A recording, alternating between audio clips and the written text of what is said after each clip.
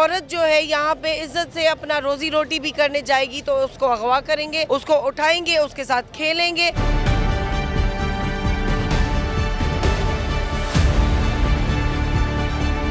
Sindh police से भी मुतालबा करते हैं डीआईजी साहब से, आईजी साहब से कि प्रेशर ना ले। और ये जो क्रिमिनल है, जो गलत लोग हैं, उनके ताल्लुकात हमसे ज्यादा है। लोगों को पता था कि ये लड़की इनके पास है, ये जा रहे हैं उनसे लेने, ये उनको मारते थे।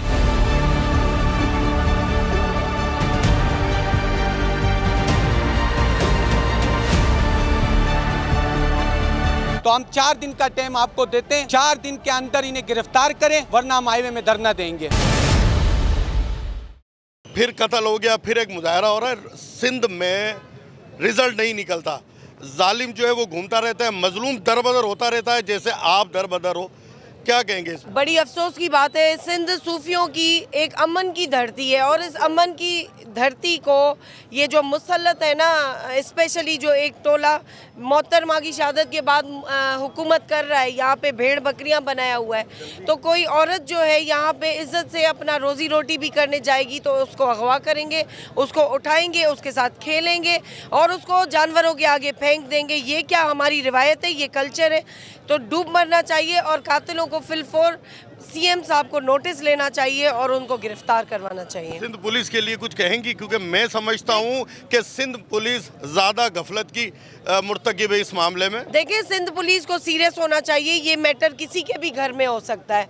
आज आम बंदी पे हुआ है, कल किसी के भी घर में हो सकता है। उन घरों में भी खवातीन है, तो होश के नाखून ले, अपनी जिम्मेदारी को समझे। लेकिन अफसोस के बाद ये कि जो है उसमें मैं तो ये समझता हूँ कि हमारा एसएसपी जामशोर साहब जो है एक अच्छा आदमी है और वो कोशिश भी कर रहे हैं, लेकिन मेरे ख्याल में उसके ऊपर भी कोई प्रेशर है।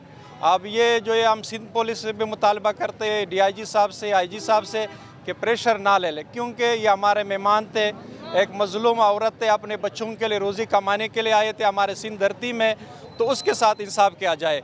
और मैं आज जो है इंतज़ामिया को भी ये एक पैगाम देना चाहता हूँ कि यह हैदराबाद में आज का एहतजाज नहीं है। ये न समझे कि भाई आज हमने एहतजाज किया और बस ये ख़त्म हो गया, यहाँ से हम चले गए। इंशाल्लाह इधर भी एहतजाज होगा और हम इस एहतजाज का दायरा पूरी सिंध में बढ़ाएंगे। लेकिन बात ये है कि फिर मैं वो बात करता हूँ कि भाई यहाँ जो है काले बेड़े बहुत है, तो वडेरों के शक्ल में, सियासतदानों के शक्ल में उम्मीद तो अल्लाह से रखना, अच्छी रखना चाहे, हमारा उम्मीद है। लेकिन अगर ना हुआ तो भैया हम एहतजाज का हक रखते हैं। रिजल्ट से मुतमईन नहीं हूँ मैं, क्योंकि इधर तुम्हें पता है कि बासर लोग ज़्यादा है और ये जो क्रिमिनल है, जो गलत लोग हैं, उनके ताल्लुकात हमसे ज़्यादा हैं।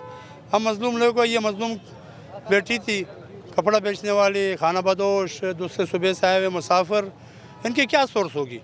सोर्स तो हम बने, आप बनोगे, फिर जाके काम होगा। क्योंकि अभी तक तो मुतमईन नहीं है। ये लारा लप पे ये भी अभी हो जाएगा, कल हो जाएगा, परसों हो जाएगा, इससे हम मुतमईन बिल्कुल नहीं है। ये वाक़या जब स्टार्ट हुआ था उस पहले दिन ही पुलिस के इल्म में बात आ चुकी थी, वहाँ के जो एसएचओ थे उनके इल्म में बात आ चुकी थी।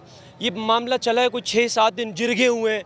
लोगों को पता था कि ये लड़की इनके पास है, ये जा रहे हैं उनसे लेने, ये उनको मारते थे, कमज़ोर थे, वो हैदराबाद में किसी को जानते भी नहीं थे।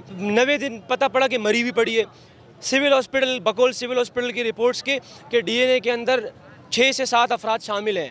यही 6 से 7 अफराद हैं। ये ना समझना कि कोई हम बेवकूफ़ हैं, हमें समझ में नहीं आती कि एक पकड़ाया बोला कातिल गिरफ्तार हो गया। नहीं, ये एहतजाज अब थोड़ा लंबा भी होगा, हम नहीं कर रहे थे। तो हम 4 दिन का टाइम आपको देते हैं, 4 दिन के अंदर इन्हें गिरफ्तार करें, वरना हम हाईवे में धरना देंगे। कातिलों को फिलफोर गिरफ्तार किया जाए और जो उस हड़ताल में मुलविस थे, जिन्होंने हाईवे बंद किया हुआ था और हड़ताल की हुई थी, मुलजिमान को छुड़ाया, उनको इस एफआईआर में नामजद किया जाए।